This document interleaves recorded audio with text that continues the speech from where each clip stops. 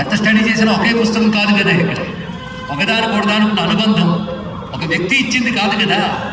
అని ఒక గ్రంథం తీసుకుని అందులో ఉన్న ఋషుల పేర్లు మీరు పుస్తకం మీద రాస్తే పుస్తకం పేజీలు సరిపోవు, అంతమంది ఋషుల పేర్లు ఉన్నాయి.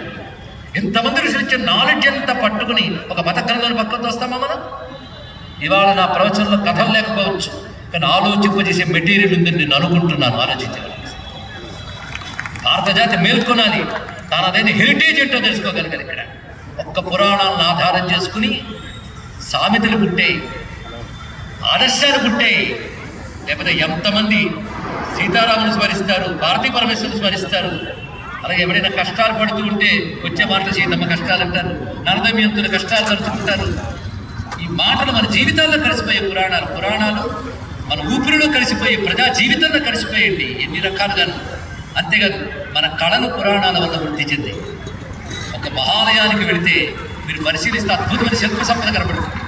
ఆ శిల్ప సంపద మీకు అర్థం కావాలంటే పురాణ కథలు తెలియాలి. ఒకచోట శివుడు ఆదికిరాత్రులు మొత్తం కనబడతాడు.